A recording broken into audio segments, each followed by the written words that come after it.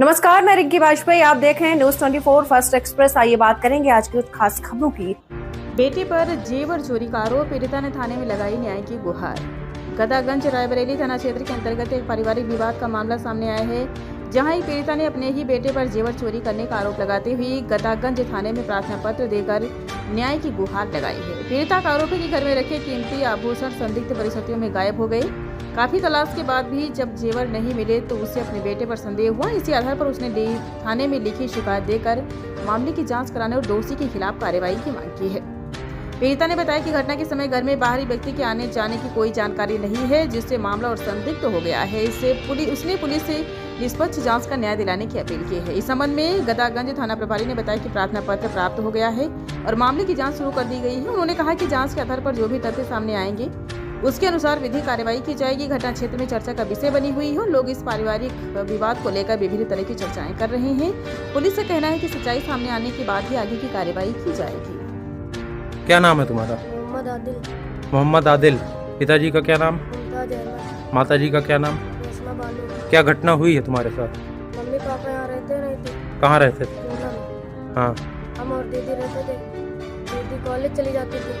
हम घर से सोना निकाल के एक बार लेके आए थे सुनार के पास। फिर हम दोबारा नहीं आने को बोले तो हमसे बोले कि और लेके आओ, नहीं तुम्हारे घर में बताएंगे।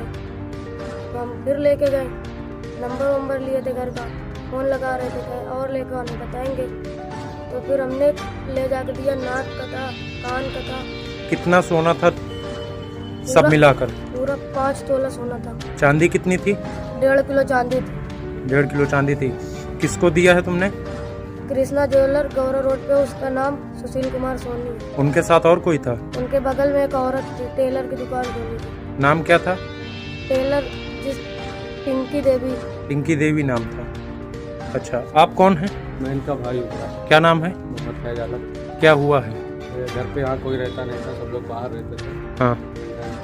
और ये मतलब दीदी लोग ऐसे पेपर दे चले जाए और कोई काम में चले जाए, घर पे अकेले रहते थे। तो जितना सोना है घर का, मतलब दीदी की शादी है नवंबर में, और कल कितने नवंबर को शादी? 4 नवंबर कल एंगेजमेंट है। और इनको जैसे आज पहनने के लिए मांगा, देखा 1 महीने पहले, मतलब वहाँ कुछ मिला नहीं। मतलब जब सामान ढूंढा जा रहा था तो घर से हट गए। इनसे पूछा जाता गया तो पूछे, बताएं, नहीं बता रहे तो इनको मारा गया तो बताएं। तो इनको लेके आया सुनार की दुकान पे, तो वो साफ गंगा पे गए, हमें कुछ पता नहीं है, हम नहीं जानते इनको। और जो पुलिस के स्टेशन पे गए, वहाँ रिपोर्ट किए, सब चीज़ किए। 1 महीने के ऊपर हो गए, कोई कार्रवाई नहीं हो रही, ना कोई सुनवाई हो रही। और अगर उनके दुकान पे जा रहे सुनार को तो धमकी दे रहे हैं कि तुम वहाँ पर दोबारा आए तुमको मार देंगे, रास्ते में अकेले चल तो कहीं भी जाओगे। अब कोई मतलब बहुत प्रकार की धमकियाँ आ रही हैं। फ़ोन पे भी आई थी कई प्रकार की धमकियाँ, मतलब रॉन्ग नंबर से। तो मतलब रिकॉर्डिंग नहीं कर पाए फ़ोन। कितना पैसा लिया तुमने उन्होंने? 5000 रुपए दिए हैं। 5000 रुपए एक बार में दिए हैं कि अलग अलग? अलग अलग 200, 250, 300 ऐसे दिए हैं। 5000 रुपए दिए। कितना सोना था?